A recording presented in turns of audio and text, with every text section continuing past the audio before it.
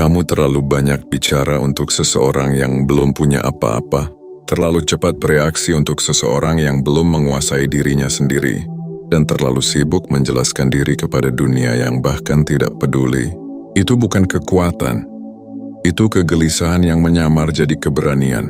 Kamu marah di komentar, kamu tersinggung oleh sindiran kecil, kamu overthinking semalaman hanya karena satu opini orang lain.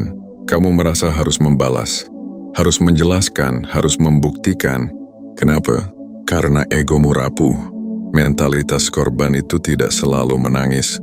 Kadang ia terlihat agresif, terlihat vokal, terlihat berani, padahal sebenarnya hanya takut diabaikan, takut tidak dianggap, takut tidak divalidasi. Kamu pikir membalas hinaan itu kekuatan? Kamu pikir berdebat panjang itu cerdas? Kamu pikir menjelaskan diri berulang-ulang itu menunjukkan harga diri? Tidak. Itu tanda kamu masih dikendalikan. Masalahmu bukan dunia. Masalahmu bukan orang-orang yang meremehkanmu. Masalahmu bukan keadaan yang tidak adil. Masalah utamamu adalah kamu belum bisa menguasai reaksimu sendiri. Kamu ingin dihormati tapi emosimu liar. Kamu ingin dianggap kuat, tapi emosimu meledak-ledak. Kamu ingin terlihat tenang tapi kepalamu penuh kebisingan. Dan disitulah kamu kalah. Marcus Aurelius pernah menulis dalam Meditations bahwa gangguan bukan berasal dari peristiwa, tetapi dari penilaian kita terhadap peristiwa itu. Dunia tidak mengusikmu. Pikiranmu lah yang membuatnya menjadi ancaman. Diam bukan berarti lemah. Diam adalah kontrol, dan kontrol adalah kekuatan tertinggi. Prinsip pertama, kuasai responsmu, bukan situasi, bukan orang lain responsmu.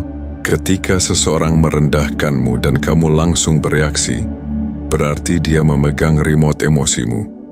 Dia menekan tombol, kamu bergerak. Itu bukan kekuatan, itu perbudakan. Prinsip kedua, tidak semua serangan layak dibalas. Anjing menggonggong pada setiap orang yang lewat, singa tidak. Bukan karena singa tidak mampu, tapi karena ia tidak merasa terancam. Kalimat pendek, ingat ini. Yang paling berisik seringkali paling lemah. Epictetus mengajarkan bahwa ada hal-hal yang berada dalam kendali kita, dan ada yang tidak. Opini orang lain bukan milikmu. Reputasi bukan sepenuhnya milikmu. Reaksi emosionalmu itu milikmu. Tapi kamu malah sibuk mengendalikan yang tidak bisa dikendalikan dan membiarkan yang seharusnya kamu kuasai liar tanpa disiplin. Itu kebodohan. Prinsip ketiga, diam adalah strategi, bukan pelarian. Orang lemah diam karena takut, orang kuat diam karena memilih. Ada perbedaan besar.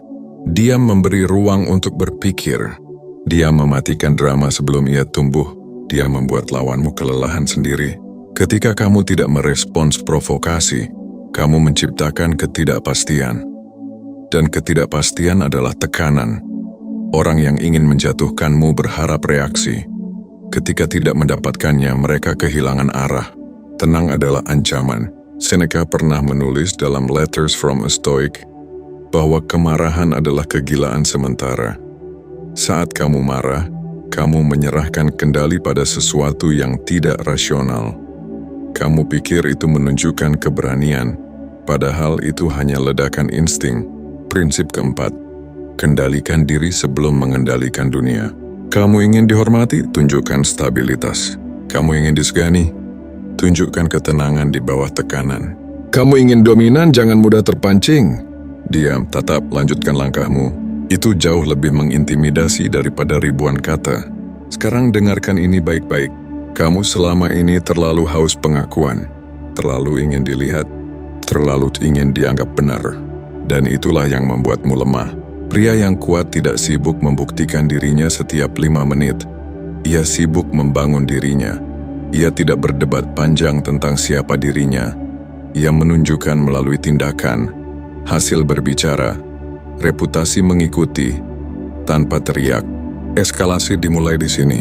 Bayangkan seseorang mencoba menjatuhkanmu di depan umum. Dulu kamu mungkin langsung menyerang balik. Sekarang, kamu hanya menatap, tersenyum tipis dan diam. Tidak defensif, tidak gelisah, tidak terpancing. Itu membuat orang lain tidak nyaman. Kenapa? Karena mereka tidak bisa membacamu. Mereka tidak bisa mengontrolmu.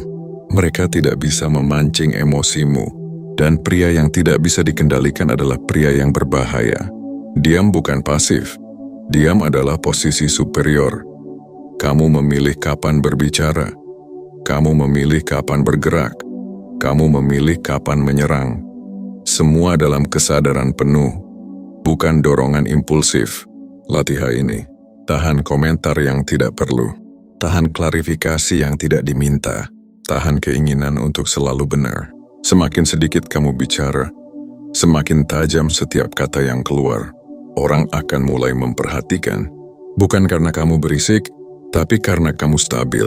Di akhir, gambaran pria yang benar-benar kuat itu bukan yang paling keras suaranya. Bukan yang paling sering tampil. Bukan yang paling cepat bereaksi. Ia tenang. Tatapannya mantap, langkahnya pasti. Tidak tergesa, tidak panik, tidak butuh tepuk tangan. Ia tahu siapa dirinya, dan itu cukup. Pertanyaannya sekarang sederhana. Apakah kamu masih ingin menjadi pria yang selalu bereaksi? Atau pria yang membuat orang lain berhati-hati sebelum mencoba mengusikmu?